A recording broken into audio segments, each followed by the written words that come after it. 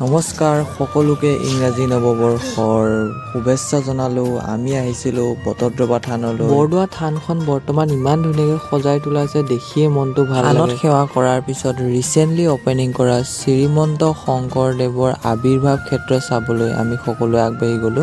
আৰু এয়াই শ্ৰীমন্ত শংকৰদেৱ আৱিৰ্ভাৱ ক্ষেত্ৰ, কিমান ধুনীয়াকৈ আৰু কিমান বৃহৎ গেট নিৰ্মাণ কৰিছে দেখিব।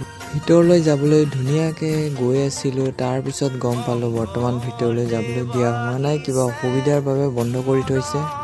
যিহেতুকে ভিতৰলৈ সোমাবলৈ দিয়া নাই, বাহিৰৰ পৰাই আৱিৰ্ভাৱ ক্ষেত্ৰৰ দৰ্শন কৰিলোঁ, ধুনীয়াকৈ চালোঁ ভিতৰ ভাগ। এয়া দেখিছে কিমান ধুনীয়াকৈ ফুল সজাই তোলা হৈছে।